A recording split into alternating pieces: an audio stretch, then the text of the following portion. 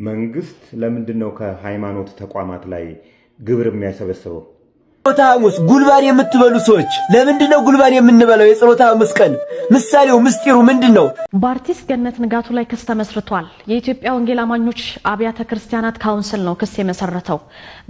ሰላም የተወደዳችሁና የተከበራችሁ ውድ የዩቲዩብ ቤተሰቦቼ፣ ዛሬም እንደተለመደው አስተማሪና ቁም ነገር አዘል የሆኑ መረጃዎችን ይዤላችሁ ቀርቤያለሁ። ወደ ቪዲዮቹ ከዛ በፊት ግን ለዚህ ቻናል አዲስ ሆናችሁ ላይክ እና ሰብስክራይብ እንዲሁም የደወል ምልክቷን በመጫን ይህን ቻናል መቀላቀል ትችላላችሁ። ወደ ቪዲዮቹ በመጀመሪያም እንግዲህ ይዤላችሁ የመጣሁት ቪዲዮዎች እንግዲህ ከሰሞኑ ማማ ገብቷል። ዛሬ ደግሞ ጸሎተ ሐሙስ ነው። በጸሎተ ሐሙስ ጉልባን ለምን እንደሚበላ አንድ መምህር አስተምሮናል። እስኪ ደግሞ ይህን ትምህርት ተከታትለን እንመለስ። ነገ የጸሎተ ሐሙስ ጉልባን የምትበሉ ሰዎች ለምንድነው ጉልባን የምንበላው? የጸሎተ ሐሙስ ቀን ምሳሌው ምስጢሩ ምንድነው? ይሄንንማ ልታውቁ ይገባል። ልጆቻችሁ ቢጠይቋችሁ ምንድነው የምትመልሱላቸው? እነግራችኋለሁ። በደንብ አድርጋችሁ ስሙኝ። እናንተም ታዲያ በደንብ አድርጋችሁ ስለ ጉልባኑ ከመናገሬ በፊት ግን በህማማት ቅዳሴ የለም። ታዲያ የጸሎተ ሐሙስ ቀን የሚቀደሰው ለምንድን ነው? ሲቀደስም ጸናጽል ነው እንጂ የሚንሻሻው ቃጭን አይመታም፣ በማይክም አይቀደስም። ለምን? በወይራ ቅጠልና በወይን ቅጠል የምንታጠበውስ ለምንድን ነው? እነዚህንና ስለ ጸሎተ ሐሙስ ስያሜዎች ከነ ምክንያቶቻቸው በጣም ጠቃሚ ነገር ድርግሚቲው ላይ ሰርቼላችኋለሁ። እየገባችሁ ተመልከቱ፣ ይጠቅማችኋል። ስርዓቶቻችሁን እወቁ። እናም በጸሎተ ሐሙስ ቀን ጉልባን ለምንድን ነው የምንበላው ስንል የእስራኤላውያንን ጉዞ ለማስታወስ ነው። እስራኤላውያን ከምድረ ግብጽ ሲወጡ በጣም እየተጣደፉ ስለወጡ ማለት ነው የወካ ነገር ለመብላት ጊዜ የላቸውም ነበር እና የሚበሉት ንፍሮ እየቀቀሉ ምናምን ነበርና ይህንን እየቀቀሉ ይበሉ ስለነበረ የነሱን ጉዞ ለማስታወስ ከነሱ የመጣ ትውፊት ነው። እኛም ጉልባን የምንበላው ነገ የጸሎተ ሐሙስ። ምስጢሩ ግን ይሄ ጉልባን እንደምታዩት የተከካና ገለባው ከላው ላይ የለቀቀ ባዶ ገላውን ነው ይሄ ጉልባን። እናም የምስጢሩ ክርስቶስ በመስቀል ላይ ሲሰቀል እርቃኑን የመሰቀሉ ምሳሌ ነው። እርቃንህን ተሰቅለህ ነው ያዳንከን ለማለት ነው ጉልባን የምንበላው። እንደዚሁም ይሄ ጉልባን ጨው በዛ ይልበታል። በጨው ደግሞ ውሃ የሚያስጠማ ነው። በመስቀል ላይ ተጠማሁ የማለቱ ምሳሌ ነው። ስለዚህ ጉልባን የምንበላው በዚህ ምሳሌ ነው ማለት ነው።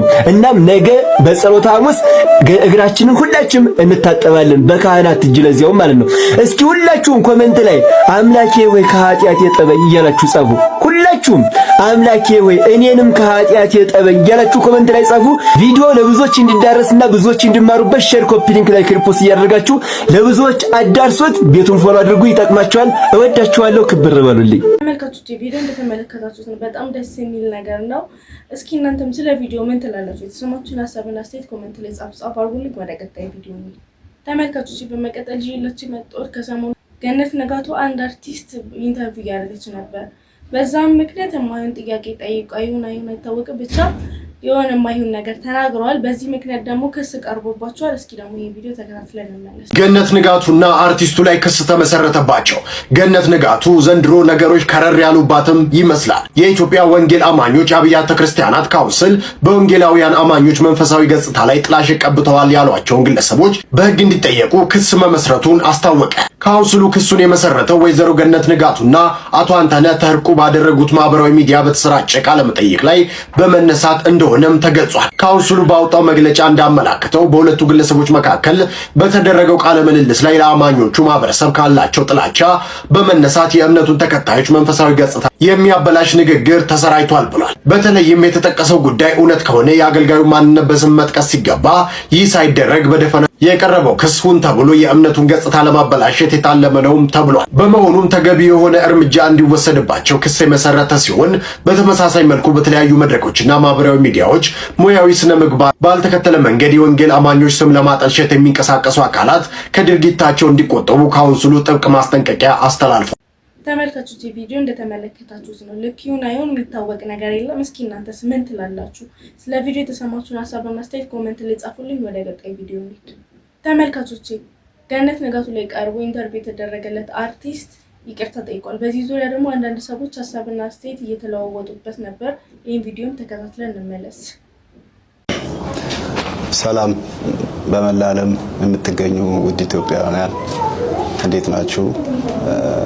በመጀመሪያ ያው ለፋሲካ በዓል እንኳን አደረሳችሁ ላለው በመቀጠል በዚህ ሰሞን ከገነት ንጋቱ ጋር የሰራነው አንድ ቪዲዮ ነበረ። እዛ ቪዲዮ ላይ ያው እኔ የተጠቀምኩት ወጣቱን ለማስተማር ወጣቱ እንዲያውቀው በማለት ነው እንጂ እኔ የፕሮቴስታንት እምነት መንቀፌ ወይም የፕሮቴስታንት እምነት እነሱን መስደቤ መናገር አይደለም። ለምን ያው በባህሪ በአብዛኛው ሰው ያቀኛል። የሰውን ሃይማኖት ተወዳለሁ፣ የሰውን ሃይማኖት አከብራለሁ። ብዙ ማስተምራቸው በርካታ ወጣቶች አሉ ከተለያየ ቤተ እምነት እና እንደዚህ አይነት ነገር አይደለምና በሰዓቱ ስለ ህመሜ ለማውራት ነበር ከሷ ጋር የተገናኘ ነው እና በህመም ሰዓት ምናምን ስለ ያው የሚደውሉልኝ ሰዎች ነበሩና ይሄን ፓስተር የተባለው ደግሞ ፕሮፌት የሚል ነው የፌስቡክ አካውንት እና በዛ እንትን ይል ነበር። ወደ ሌላ ነገር ሲገባ ቶሎ ብሎ ራሱ ሁሉንም ነገሮችን ፎርማት አድርጎ እንደገና ደግሞ ስልኩንም እንትን አላለም። ለምን ይሄ ነገር ይመጣል ብዬ አልጠበቅኩም። ይሄ ነገር ይመጣል ብዬ በጠብቅ እያንዳንዱ ነገር ሪከርድ አደረግ ነበር ወይም ስክሪንሾት አደረግ ነበርና ያኔው በቃ እንደዛ ሲለኝ ከደነገጥኩኝ በኋላ ስልኩንም ራሴ ነኝ ዲሊት ያደረኩት።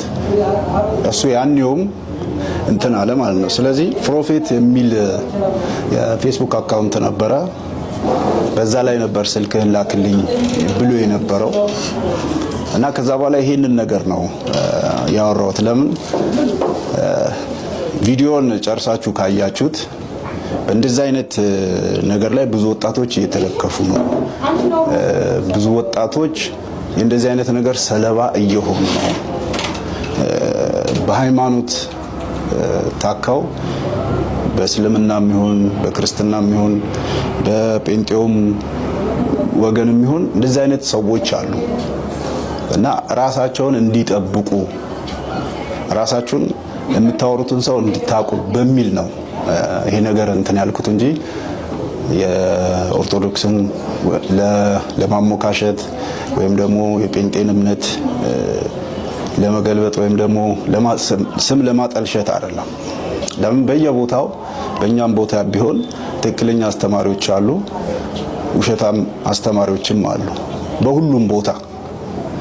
ስለዚህ እኔ ያው ወጣቱ እንዲማርበት ወጣቱ ከእንደዚህ አይነት ነገር ልጸልይልህ በሚል ሌላም ነገር በሚል ወጣቱ እንዳይታለል በሚል ነው ይሄ ነገር ልናገር የቻልኩት። እኔ ከዚህ በፊት እንደዚህ አይነት በሃይማኖትም በምንም ጣልቃ የምገባ ሰው አይደለሁም። የሰውን ሃይማኖት የምወድ የሰውን ሃይማኖት የማከብር ሰው በማንነቱ የምወድ ሰው ነኝ። አስተዳደጌም እንደዛ አይደለምና በዚህ ያው ብዙዎች ተከፍታችኋል፣ ተከፉም ይገባል እና ያለው ነገር ይሄ ነው። እኔ ይሄንን ነገር ከራሴ ፈጥሬ ወይም ሌላ ነገር ሳይሆን በቃ ይሄንን የሚከታተሉኝ ብዙ ወጣቶች አሉ። እኔን የሚደግፉ ወይም ደግሞ የኔን ምክር የሚሰሙ ብዙ ወጣቶች ስላሉ ከእንደዚህ አይነት ነገር ራሳችሁን ጠብቁ ከሚል ነው እና አውቃለሁ እንትን ሊላችሁ እንደሚችል አጠቃላይ እኔም በሆን ይከፋኛል፣ እኔም በሆን እንትን ላለው። ግን ይሄ የተባለው ነገር ደግሞ ለክፋት የሆነ ነገር አልነበረም ወይም ደግሞ ለእንትንም የተደረገ አልነበረም። አሁን ላይ እኔ ህመሜን በማስታመም ላይ ነኝ ያለሁት፣ ስቃይ ውስጥ ነኝ ያለሁትና ያንን የማረግበት ምንም አይነት ሲቹዌሽን የለም። ለምን በጴንጤውም የምወዳቸው በጣም የማከብራቸው ፓስተሮች አሉ። ይሄ ሁሌም የምናገረው ማለት ነው። እንደዚሁም በኦርቶዶክስ ውስጥ የምወዳቸው ሰዎች አሉ፣ በጣም የምጠላቸውም ሰዎች አሉ አስተማሪዎች። በእስልምና ውስጥም እንደዚህ በጣም የምወዳቸው ኡስታዞች አሉ፣ የእነሱን ትምህርት ሳገኝ የምከታተለው። እንደዛውም ደግሞ በሁሉም ሃይማኖት ላይ የሚያስተምሩት ትምህርት ወይም የሚናገሩትን ንግግር የማልከተላቸው ብዙ ሰዎች አሉና ነገሩን ከመልካም ነገር በማየት ነገሩን እንድታቀሉትና ነገሩን ይቅርታ እንድትሉኝ ይቅርታም እንድታረጉልኝ። እኛ ቤተሰብ ውስጥ ሙስሊም አለ፣ ኦርቶዶክስ አለ፣ እንደዚሁም የፕሮቴስታንት እምነት ተከታይ አለ። እንደዚህ አይነት ነገር የለም። ሀገር ነች። እንደ ሀገርም ደግሞ ሲታሰብ ሁሉም ተከባብሮ ተዋዶ የሚኖርባት ሀገር ነች ያለችውና ያው የተለያዩ ሰዎች ስለተለያየ ነገር አውርቻለሁ። የተለያዩ ሰዎች የተለያየ መልእክት ይልኩልኛል። እማከብራችሁ እምወዳችሁ የፕሮቴስታንት ዘማሪያን፣ የፕሮቴስታንት አገልጋዮች፣ የፕሮቴስታንት ፓስተሮች እንዲሁም የፕሮቴስታንት እምነት ተከታዮች በሙሉ እኔ ይህንን ነገር ለማጥላላት የተጠቀምኩት ሳይሆን ወጣቱ በቃ ነገሮችን እንዲያስተካክል ራሱን እንዲፈትሽ በማለት ነው እንጂ በጣም ወዳቸው ክፍለ ሀገርም ቢሆን በጣም ወዳቸው ፓስተሮች አሉ ጓደኞቼ። ከነሱ ጋር ሰላማዊ ነኝ።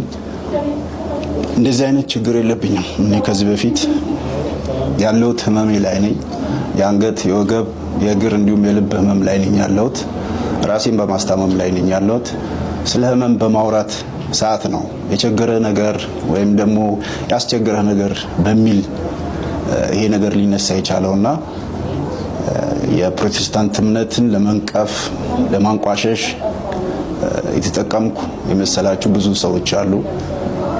እኔ ማንኛና ነው የሰውን ሃይማኖት ላንቋሸሽና ላጥላላ የምችለው?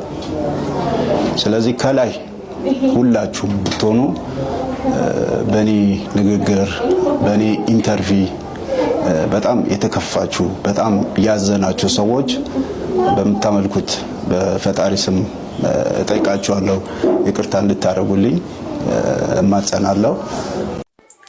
በገነት ንጋቱ የዩቲዩብ ቻናል ላይ ቀርቦ አንድ ፓስተር ተመሳሳይ ጾታ ግንኙነት ጥያቄ አቅርቦልኛል ያለው ግለሰብ ተከሰሰ። ኦፊሻሊ ኃላፊነት የጎደለው ንግግርህ ምን ያህል ርቀት እንዳስኬደ ተመልከት ወንድማችን። አሁን አንተ አንድ ታዋቂ ፓስተር ይህን አድርጎኛል ስትል ያላሰብከው ያላገናዘብከው ነገር አንድ ፓስተር በሚለው ወልስ በጣም ብዙ ፓስተሮች ይጠሩበታል በስሙ። ፓስተር ስላል ፓስተር የወልስም ነው። በዚህ ወልስም ደግሞ ብዙ ሰዎች ነው የሚጠሩበት። እነዚህ ብዙ ሰዎች ስር ደግሞ በሚሊዮን የሚቆጠሩ ምዕመኖች አሉ። ስለዚህ ስሙን ባልተናገርክበት ግልጽ ባላደረክበት ሁሉንም ነው የከሰስካቸው። ሰው ሁሉ በተለይ የሌላ ቤተ እምነት ተከታይ የሆነ ሰው ፓስተር ከሌነኝ ያለውን ሰው ሁሉ ያ ሰው ይሆን እንዴ ብሎ እንዲያስብ ያደረከው ስም ልጠፋውና ጭቃ መቀባቱ የተካሄደው ጠይቆኛል ባልከው ግለሰብ ብቻ ሳይሆን በሙሉ ቤተ እምነት ላይ ነው። ሚሊዮኖች የሚቆጠሩ ምዕመናን የሚከተሉት ቤተ እምነት ነው የሰደብከው። እንዳትረሳው የምፈልገው ነገር እኛ ኢትዮጵያውያን ነን፣ ፕሮቴስታንት ኢትዮጵያውያን። ስነ ልቦናችን ማንነታችን የተቀረጸው በኢትዮጵያዊነት ነው። እዚህ ኢትዮጵያዊነት ውስጥ ደግሞ ማህበረሰባችን የሚጸየፈውን የተመሳሳይ ጾታ ድርጊት እንደ እግዚአብሔር ቃልም እንደ ኢትዮጵያዊነትም እንጸየፈዋለን፣ እንቃወመዋለን።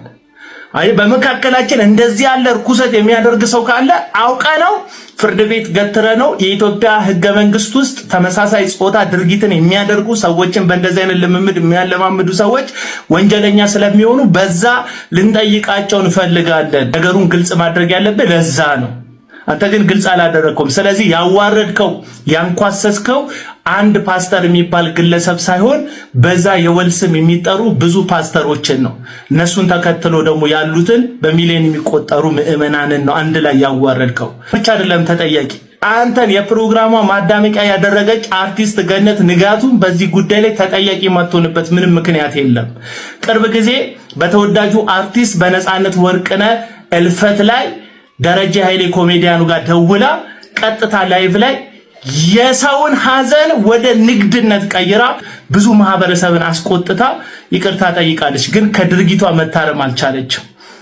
ብሔራዊ ቲያትር መድረክ ላይ አሊያም አንድ ፊልም ስክሪፕት ላይ ትወና እንድትተውን እንደተሰጣት ነገር ፓስተር እንዲህ ብሎ ጠየቀኝ ብለ ስትነግራት እሷም ፓስተር ወይኔ ምናምን ብላ ተንዘብዝፋ በለመደችው የትወና መንገድ ፕሮግራሟን ማዳመቅ ነው እንጂ የፈለገችው የትኛው ፓስተር መጥቀስ አለብህ?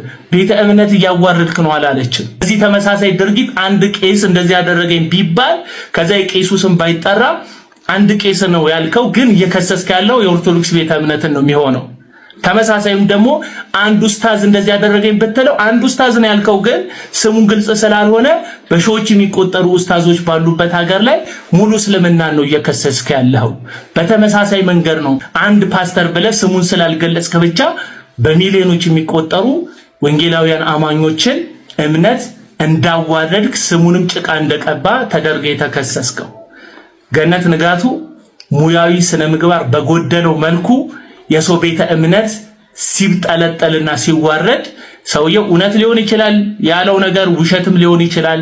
በዛ ጉዳይ ገብቼ ውሸቱን የተናገረው እውነቱን የተናገረው አልልም። ባለቤቱ ነው ጉዳዩን የሚያውቀው።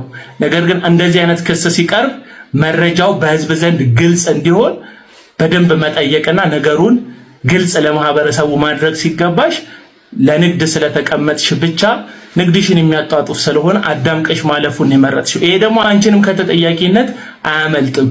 በዚህ ጉዳይ ላይ ኦርቶዶክሳውያን የሌላ ቤተ እምነት ተከታዮች ሆናችሁ ሌሎቻችሁ ልክ አይደለም የተደረገው እያላችሁ በተለያየ መንገድ ሐሳባችሁን ስትገልጹ የነበራችሁ ሰዎች እግዚአብሔር ያክብራችሁ።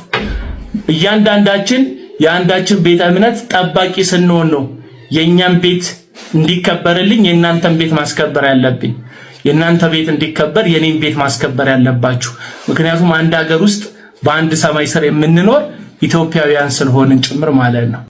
ተመልካቾች ቪዲዮ እንደተመለከቱት ነው። እስኪ እናንተስ ምን ትላላችሁ? የተሰማችሁን ሀሳብና አስተያየት ኮሜንት ላይ መጻፋችሁን አትርሱ። ወደ ቀጣይ ቪዲዮ እንሂድ። ደግሞ ተመልካቾች አሁን በሃይማኖት የሚነግዱ ሰዎች የተለያዩ ሀሳብና አስተያየቶችን እየሰጠ ነበር። ቪዲዮን ተከታትለን እንመለስ። መንግስት ለምንድን ነው ከሃይማኖት ተቋማት ላይ ግብር የሚያሰበስበው? ለምሳሌ ያህል የኢትዮጵያን ኦርቶዶክስ ተዋሕዶ ቤተክርስቲያንን ብንወስድ፣ የአዲስ አበባ ሀገረ ስብከትን ብቻ ብንወስድ፣ እንዲያውም አንዳንድ ቤተክርስቲያናት ብንወስድ ኦዲተብል ያልሆነ ገቢዎችን ያስገባሉ። ሳሊተ ምሕረትን ማየት ይቻላል። ሲምፕል ኤግዛምፕል፣ ቀላል የማይባል ገቢ ነው የሚያስገቡት። ለምንድን ነው የማይሰበስበው ገቢ ይመስላችኋል? ለምሳሌ የሃይማኖት ተቋማት አትስረቅ፣ አታመንዝር፣ የሰውን አትመኝ፣ አትግደል ሲሉ ምን ማለታቸው ነው? አትግደል ብሎ በሚያስተምሩ ሰዓት የማይገሉ ሰዎችን እያፈራ ነው ማለት ነው አይደለም? የማይገሉ ሰዎች በፈሩ ቁጥር መንግስት ገዳዮችን የሚፈልግበትን ኮስት እየቀነሰ ነው ማለት ነው። አትስረቅ ሲልህ የማይሰርቅ ሰው እያፈራ ነው ማለት ነው። የማይሰርቅ ሰው በፈራ ቁጥር መንግስት ሌባዎችን ለመፈለግ፣ ለማሰር፣ ሌባውን ለመቀለብ የሚያወጣውን ወጪ ይቀንስልናል ማለት ነው። በተዘዋዋሪ መንገድ የሃይማኖት ተቋማት እየከፈሉት ነው ማለት ነው። ስነ ምግባርን በማስተማር ዜጎችን የማይሰርቅ ዜጋን፣ የማይገል ዜጋን፣ የሰውን የማይመኝ የማይጣላ ሰላማዊ ዜጋን በመፍጠር እየከፈለ ነው ማለት ነው። በካሽ ባይሆንም ክፍያው በዚህ እየከፈለ ነው። ነገር ግን አሁን ላይ ያሉ የኢትዮጵያ ውስጥ ያሉ የሃይማኖት ተቋማት ይህን ዲሲፕሊን እያስተማሩ ነው ወይ ካል ነው፣ እያባባሱ ነው። ዋናዎቹ የሌቦች መናኸሪያ፣ ዋናዎቹ የገዳዮች መናኸሪያ፣ ዋናዎቹ እነሱ የሆኑ መሆናቸው መጀመሪያ ያረጋግጥ። ካረጋገጠ በኋላ ግን ስራቸውን እየሰሩ ስላልሆነ ግብር ሊጥልባቸው ይገባል። ቢኮዝ እነሱ ያፈሯቸው ሌቦች ለመያዝ መንግስት ወጪ እያወጣ ነው ያለው። እውነቴን ነው የምላችሁ፣ ቤተ ክርስቲያንን ፊት ለፊት የሚጠላ ሰው ይሻላል ቤተ ክርስቲያን ውስጥ ገብቶ ለቤተ ክርስቲያን ተንቆርቋሪ መስሎ የራሱን ሽቀላ የሚሸቅል። ይሄ ነው በተለይ የኢትዮጵያ ኦርቶዶክስ ተዋሕዶ ቤተ ክርስቲያንን ዘመድ መስለው የሚበዘብሷትን ሰዎች ማስወጣት አልቻለችም።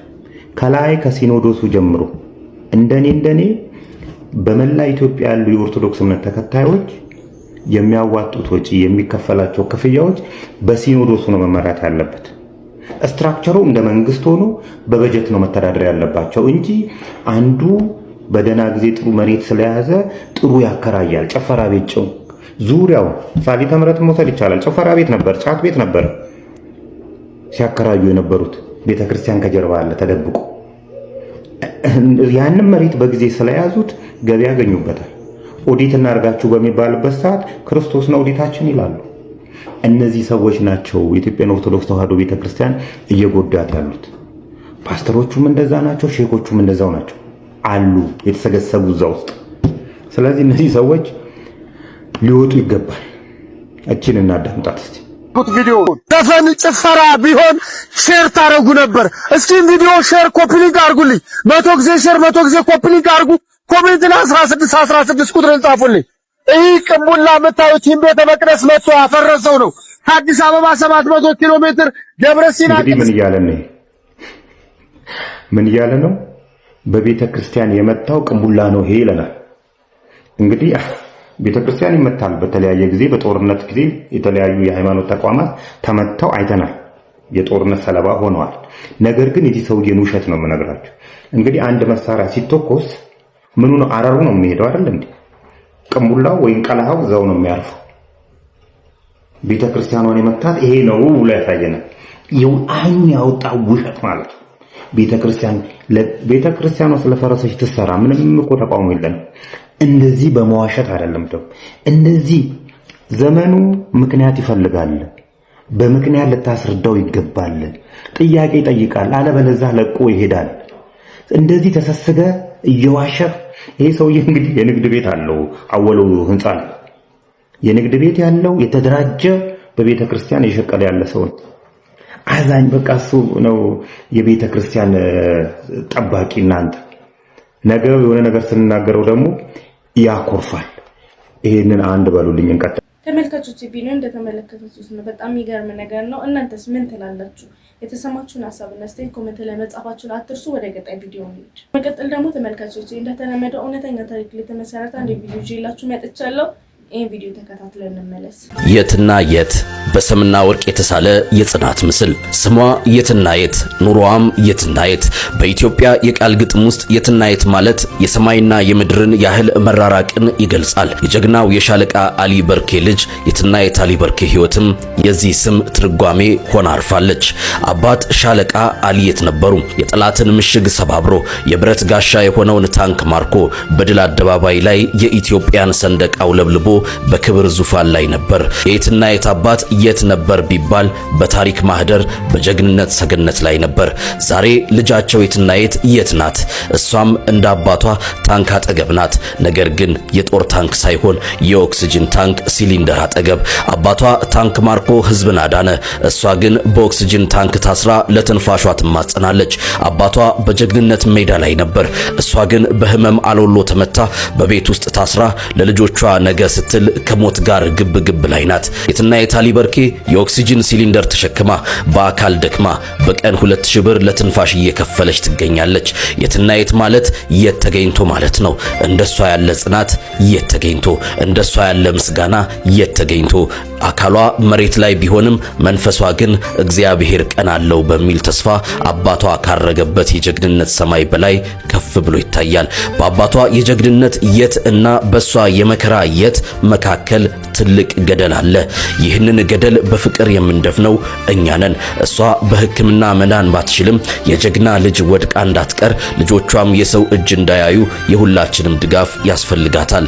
የትና የት አሊ በርኬ የጀግና ልጅ ብቻ ሳትሆን ራሷም የዘመናችን ጀግና ናት። በቤት ውስጥ ተደብቀው ተስፋ ለቆረጡ ሁሉ ባለን ነገር እናመስግን ስትል ብርሃን ትሆናለች። እግዚአብሔር ቀን አለው አሁንም ትላለች የትና የት።